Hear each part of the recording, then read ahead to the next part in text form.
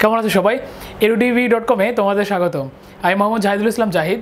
আজকে এই ভিডিওতে তোমাদের এসএসসি ফিন্যান্স ফার্স্ট পেপারের একদম লাস্টের চ্যাপ্টার, তার মানে 9th চ্যাপ্টারের ঝুঁকি ও মুনাফার হার নিয়ে কথা বলবো। তো এর আগের ভিডিওতে আমি বলেছিলাম যে ঝুঁকি মুনাফার হার কেমন হয়, মুনাফার হার কীভাবে বের করা হয় যদি সিম্পলি দেওয়া থাকে। যেমন আমরা একটা শেয়ারে ইনভেস্ট করছি, ওই শেয়ারের কত টাকা দিয়ে কিনেছিলাম, কত টাকা এখন দাম, আর এই মাঝের সময়টাতে আমি কত টাকা ডিভিডেন্ড বা লভ্যাংশ পেয়েছি, এখান থেকে আমরা মুনাফার হার বের করা শিখিয়েছি এর আগের ভিডিওতে। তো এখন আমরা শিখব কিভাবে ঝুঁকি বের করা হয়, ঝুঁকি মানে কি, ঝুঁকি কত প্রকার ও কি কি, বা আমাদের ব্যবসায়ী বিনিয়োগ বা উভয় দিক থেকে ঝুঁকির প্রকারভেদগুলো কি কি। তাহলে চলো আমরা দেখে নিই। প্রথম হলো ঝুঁকি। আমি লিখে নিলাম যে ঝুঁকি কাকে বলে।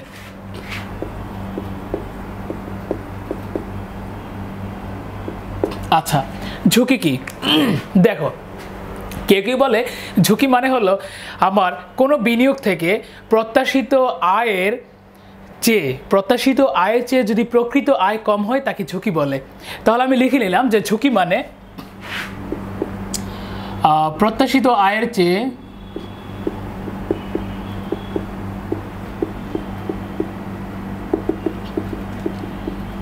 চেয়ে প্রকৃত আয়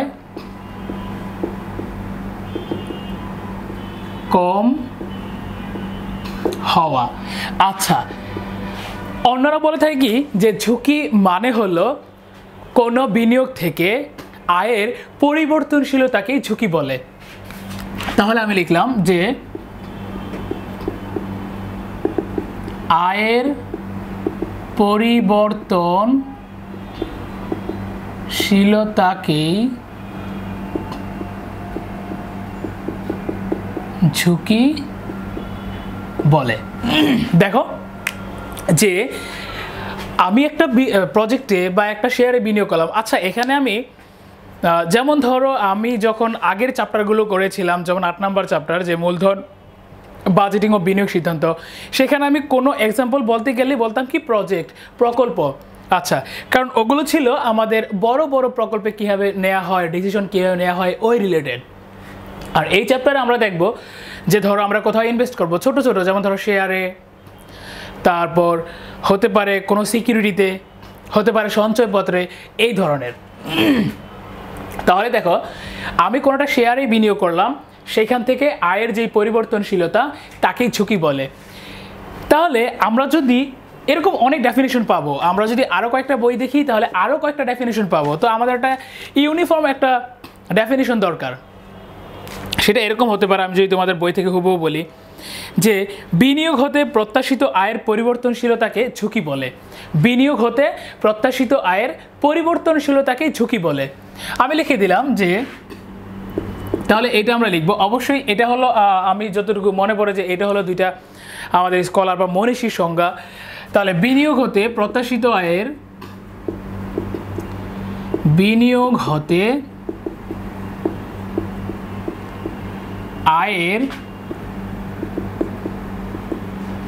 পরিবর্তনশীলতাকেই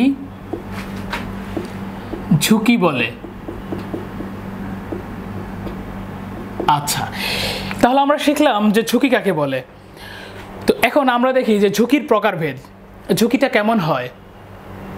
দেখো, ঝুঁকির প্রকারভেদ বলতে গেলে আমরা ঝুঁকিকে দুই ভাগে ভাগ করতে পারি।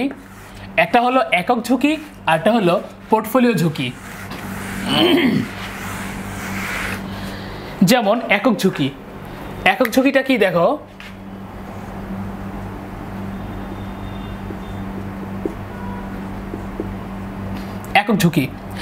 একক ঝুঁকি হলো আমরা যদি কোনো একটা শেয়ারে বিনিয়োগ করি। ধরো আমি এবিসি কোম্পানির শেয়ারে বিনিয়োগ করলাম, এবিসি কোম্পানির শেয়ারে বিনিয়োগ করলাম। তখন এবিসি কোম্পানির শেয়ার, শুধুমাত্র এই শেয়ারের সাথে রিলেটেড যত ঝুঁকি আছে সেগুলোকে বলা হবে একক ঝুঁকি। তার মানে একক ঝুঁকি কি? একটি বিনিয়োগের সাথে জড়িত যে ঝুঁকি, আচ্ছা, বইয়ে যেটা দেওয়া আছে, কোনো বিনিয়োগকারী যখন একটিমাত্র কোম্পানিতে বা সম্পদে বিনিয়োগ করে তখন যে ঝুঁকি বহন করতে হয় তাকে একক ঝুঁকি বলে। তাহলে আমি লিখলাম একটিমাত্র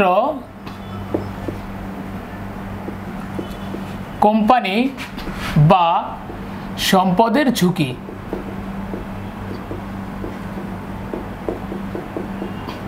এটা হলো একক ঝুঁকি। আচ্ছা, আরেকটা হলো পোর্টফোলিও ঝুঁকি। পোর্টফোলিও, আচ্ছা আগে বুঝি আমরা এই পোর্টফোলিও মানে কি। দেখো, যারা বড় ধরনের ইনভেস্টর তারা কখনো একটা সিকিউরিটিতে বা একটা শেয়ার বা একটা কি বলে অ্যাসেটে আমরা ইনভেস্ট করি না, বা তারা করে না। তখন তারা কি করে, একের বেশি সম্পদে বা সিকিউরিটিতে বা শেয়ারে ইনভেস্ট করে। তাহলে কি হয় দেখো, যখন আমরা একটার চেয়ে বেশি প্রজেক্টে বা একটার চেয়ে বেশি সিকিউরিটিতে যখন ইনভেস্ট করব তখন তাকে বলা হবে পোর্টফোলিও। পোর্টফোলিও মানে হলো যে অনেকগুলো সম্পদ বা সিকিউরিটির অ্যাকিমুলেশন, মানে অনেকগুলো সম্পদ বা সিকিউরিটিতে যদি আমরা বিনিয়োগ করি তাহলে সেই অনেকগুলোকে একসাথে বলা হবে পোর্টফোলিও। তাহলে দেখো, পোর্টফোলিও মানে কি, আচ্ছা পোর্টফোলিও ঝুঁকি মানে কি, আমি ঝুঁকি লিখতে ভুলে গেছি। দেখো, পোর্টফোলিও ঝুঁকি,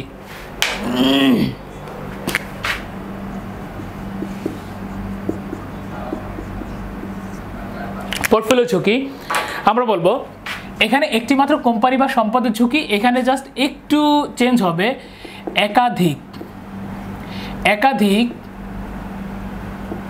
কোম্পানি বা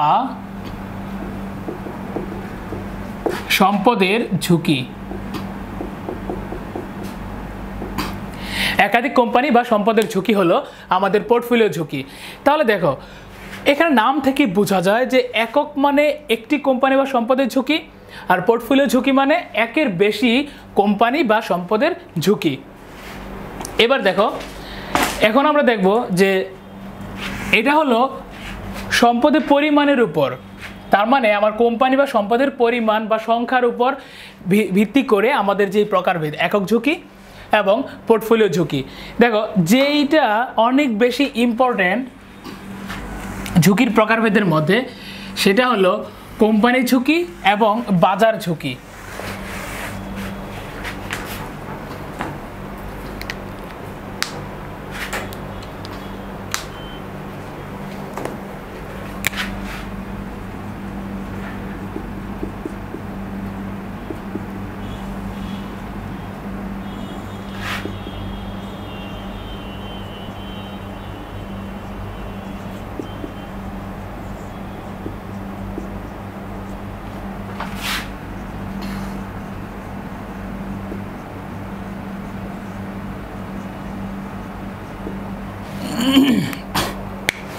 দেখো, একটা হলো কোম্পানি ঝুঁকি আর একটা হলো বাজার ঝুঁকি। প্রথমেই আমরা যদি বলি যে কোম্পানি ঝুঁকি কি, দেখো আমরা এমনভাবে পড়বো যেন নাম থেকে বুঝতে পারি। বলা আছে কোম্পানি ঝুঁকি। কোম্পানি ঝুঁকি কি? কোম্পানি ঝুঁকি হলো কোনো একটি কোম্পানির সাথে সম্পর্কিত ঝুঁকিকে বলা হয় কোম্পানি ঝুঁকি। তাহলে কোম্পানি ঝুঁকি হলো কোনো কোম্পানির সাথে সম্পর্কিত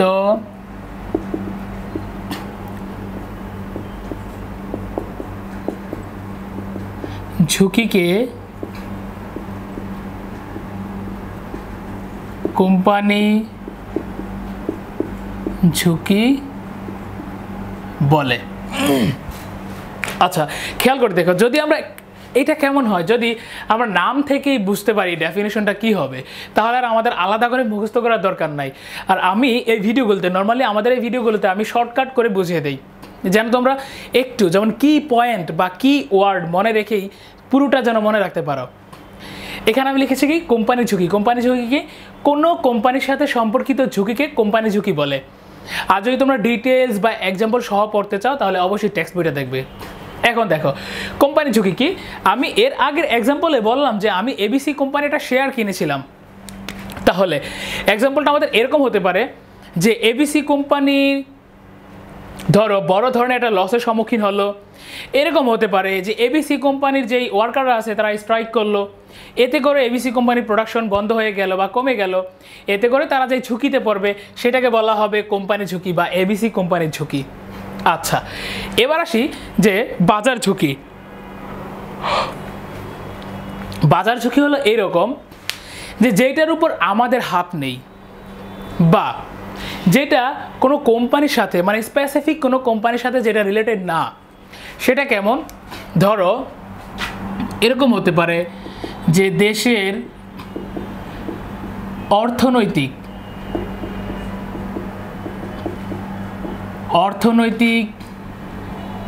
পরিবর্তন, সরকারি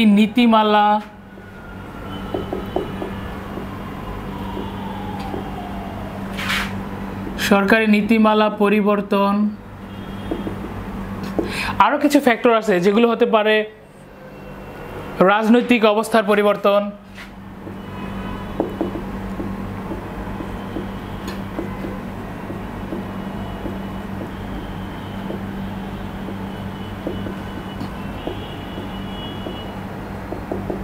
দেখো দেশের অর্থনৈতিক অবস্থার পরিবর্তন, সরকারি নীতিমালা পরিবর্তন, রাজনৈতিক অবস্থার পরিবর্তনের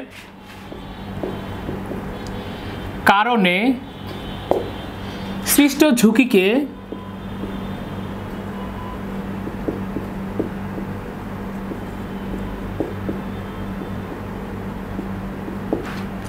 বাজার ঝুঁকি বলা হয়।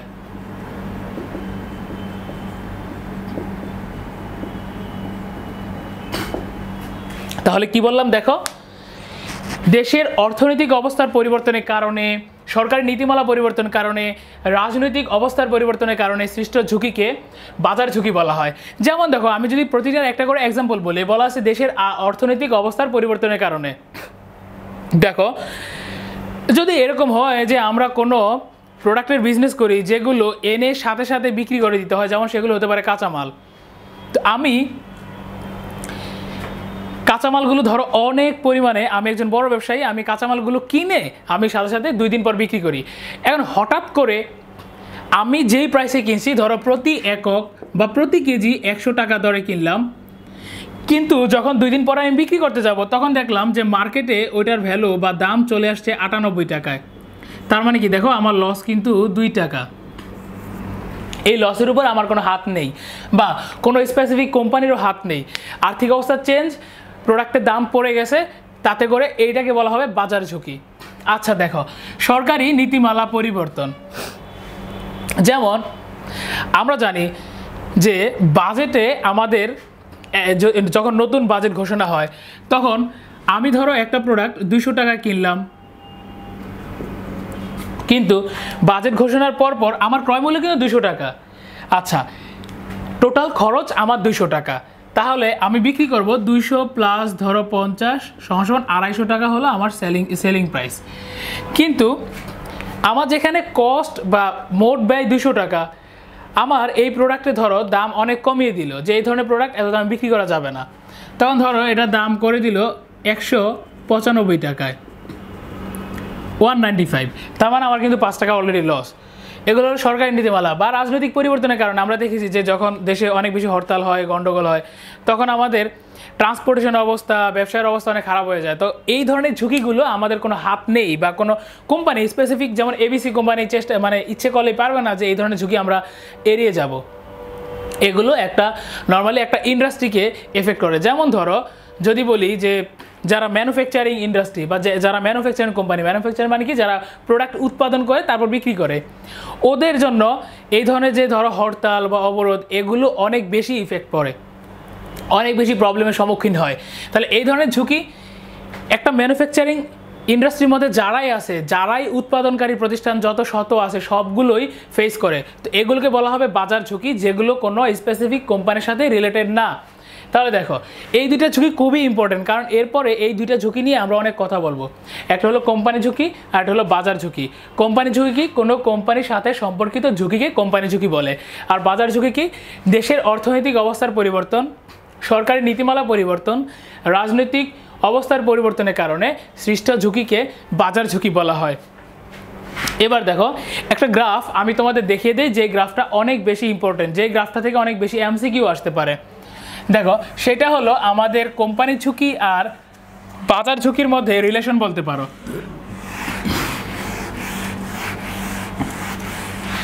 আচ্ছা, আমি তোমাদের এখন বললাম যে বাজার ঝুঁকি হলো এরকম যেটা স্পেসিফিক কোনো কোম্পানির সাথে রিলেটেড না, বা অনেক সময় এই কোম্পানিকে মানে প্রবলেমে ফেলে, এই কোম্পানিকে আবার ভালো করে দেয়। আবার এরকম হতে পারে যে ওই যে ম্যানুফ্যাকচারিং যে কোম্পানিগুলো সেগুলোকে অবস্থা পুরোপুরি খারাপ করে দিছে। আচ্ছা, আবার ব্যাংকিং যে ইন্ডাস্ট্রি মানে যে ব্যাংক যে বিজনেসগুলো সেগুলোকে ভালো করে দিছে। ধরো ম্যানুফ্যাকচারিংয়ের উপর ট্যাক্স বাড়িয়ে দিল, ব্যাংকিংয়ের উপর ট্যাক্স কমিয়ে দিল, তখন আমরা কি করব? এই ধরনের সিচুয়েশনে আমাদের কাজ হলো, দেখো আমরা ভিন্ন ভিন্ন কোম্পানির সিকিউরিটিতে ইনভেস্ট করব। ধরো আমার এখানে আমি লিখলাম যে ব্যাংকিং ইন্ডাস্ট্রি ধরো, তারপর ম্যানুফ্যাকচারিং বা উৎপাদনকারী ইন্ডাস্ট্রি বা শিল্প, তারপর এখানে ধরলাম যে সার্ভিস, আমরা ধরে নিলাম যে ওষুধ শিল্প বা ফার্মাসিউটিক্যাল ইন্ডাস্ট্রি। দেখো এখন এরকম হতে পারে যে দেশে ধরো একটা আর্থিক অবস্থা বা রাজনৈতিক বা সরকারি নীতিমালা পরিবর্তনের কারণে এই ব্যাংক ব্যবসাটা খুব হুমকির সম্মুখীন হয়ে গেল। তার মানে এখানে কিন্তু একটু লস দেখা দেবে বা ঝুঁকি বেশি। আবার দেখা গেল কি একই সময়ে ধরো ওষুধ কোম্পানিগুলো সুবিধা পেতে শুরু করলো। তার মানে আমার কাজ হবে কি, আমি যদি এইখানেও শেয়ার কিনে রাখি মানে সিকিউরিটিতে ইনভেস্ট করি, এই ইন্ডাস্ট্রির কোনো কোম্পানিতে সিকিউরিটি ইনভেস্ট করি, তাহলে দেখা যাবে এখানে যে লসটুকু হবে ওইখানে আবার সেটা আমাদের কভার করে মেকআপ করে নেওয়া যাবে। আবার এখানে যে লসটুকু হবে দেখা যাবে এইখান থেকে সেটা মেকআপ করে নেওয়া যেতে পারে। তো এই জন্যই কিন্তু আমাদের পোর্টফোলিওর উদ্ভব, যে পোর্টফোলিও মানে কি আমরা একটার বেশি সিকিউরিটিতে ইনভেস্ট করব। শুধু একটাতে ইনভেস্ট না করে আমরা একের বেশি সিকিউরিটিতে ইনভেস্ট করব। আচ্ছা, তাহলে এখন দেখো যে গ্রাফটা দেখাবো এটা অনেকগুলো এমসিকিউ আসে আর রিটেন তো আসেই। দেখো এটা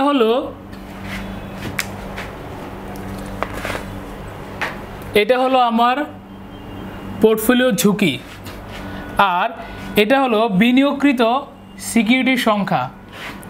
আমি লিখে দিলাম যে বিনিয়োগকৃত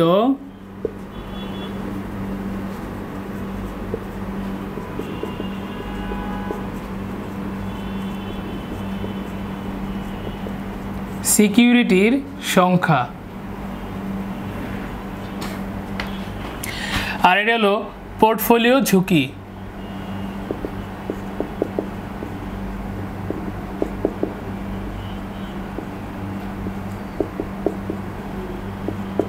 দেখো এটা হলো পোর্টফোলিও ঝুঁকি, এটা হলো বিনিয়োগকৃত সিকিউরিটির সংখ্যা। তো কেমন হয় দেখো,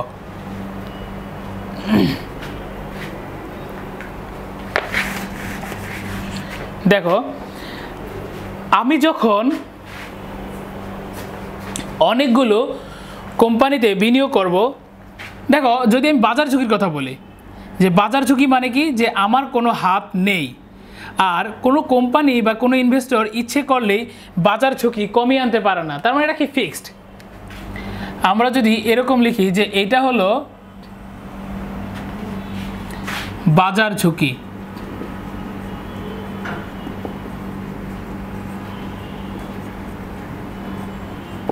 এটা হলো কি বাজার ঝুঁকি। আচ্ছা, আর এটা হলো আমাদের কোম্পানির ঝুঁকি।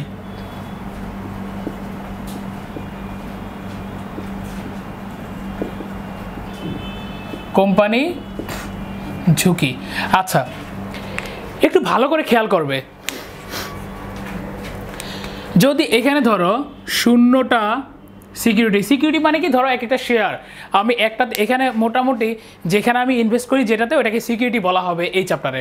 তাহলে দেখো আমি যদি একটা শেয়ারে বিনিয়োগ করি, ধরো 1 2 3 4 5 6 7 8 9 10 11, তাহলে কি হবে 1 2 3 4 5 6 7 8 9 10 11। দেখো আমি যখন একটা সিকিউরিটিতে বিনিয়োগ করব তখন আমার টোটাল ঝুঁকি হবে এতটুকু। আচ্ছা এটা ধরো 1 2 3 4 5 6 7 8 9 10। তার মানে কি আমি যখন একটা সিকিউরিটিতে বিনিয়োগ করব তখন আমার টোটাল প্রায় 6.5 ঝুঁকি বিয়ার করতে হবে, বহন করতে হবে। কারণ কি দেখো আমার বাজার ঝুঁকি অলওয়েজ ফিক্সড, এটাকে আমরা চেঞ্জ করতে পারবো না। এখন দেখো এরকম যদি হয় যে আমি একটা সিকিউরিটিতে বিনিয়োগ করলাম, যদি লস হয় আমার পুরোটাই গেল। কিন্তু আমি যদি 4টা সিকিউরিটিতে বিনিয়োগ করি, দেখো আমার কিন্তু মোট ঝুঁকি, এটা কি মোট ঝুঁকি,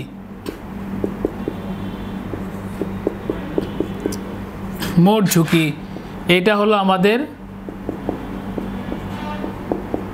মোট ঝুঁকি। তার মানে কি দেখো আমি যখন 4টা সিকিউরিটিতে ইনভেস্ট করব তখন আমার মোট ঝুঁকি বা টোটাল ঝুঁকি কিন্তু এতটুকু।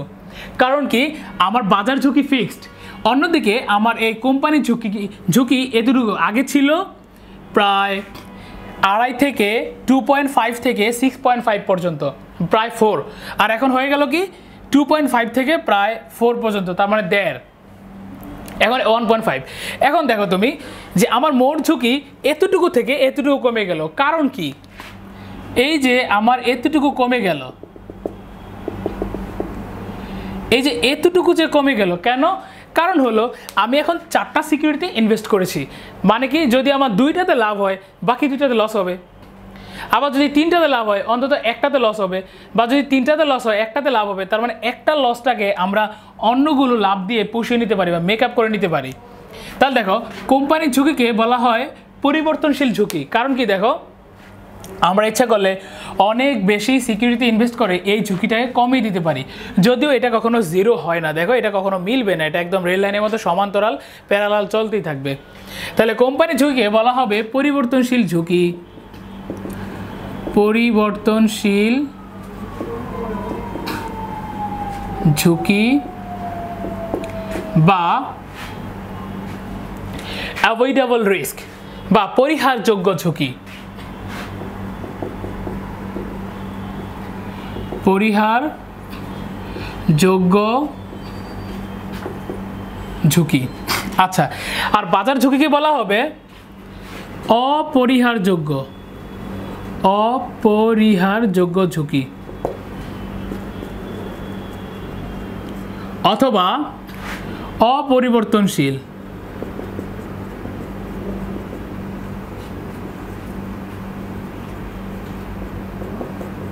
দেখো এই গ্রাফটা ভালো করে দেখে নাও, কারণ এটা খুব বেশি ইম্পর্টেন্ট। আমি আবারও বলি, এই পাশে থাকবে কি পোর্টফোলিও ঝুঁকি বা মোট ঝুঁকি, এই পাশে থাকবে কি বিনিয়োগকৃত সিকিউরিটির সংখ্যা। আমাদের এতটুকু হবে বাজার ঝুঁকি বা অপরিহারযোগ্য ঝুঁকি বা অপরিবর্তনশীল ঝুঁকি, যেগুলো আমরা অ্যাভয়েড করতে পারি না বা পরিহার করতে পারি না। আর এখানে হবে আমাদের কোম্পানির ঝুঁকি। আমরা যখন একটা কোম্পানির সিকিউরিটি ইনভেস্ট করবো ঝুঁকি অনেক বেশি হবে, যখনই আমরা সিকিউরিটি সংখ্যা বাড়াবো ঝুঁকি কমতে কমতে একদম প্রায় কাছাকাছি চলে আসবে। তার মানে কি আমরা যত বেশি সিকিউরিটিতে ইনভেস্ট করি তার মানে আমাদের পোর্টফোলিও যত বড় হবে আমাদের মোট ঝুঁকির পরিমাণ ততই কমবে। তাহলে আজকে এ পর্যন্তই। অবশ্যই এইটা ভালো করে দেখে নেবে, কারণ এখান থেকে অনেক বেশি রিটেনে কোশ্চেন হয় এবং এমসিকিউ কোশ্চেন হয়। তাহলে তোমাদের আবারও স্বাগতম, আমি এখানে শেষ করছি। আল্লাহ হাফেজ।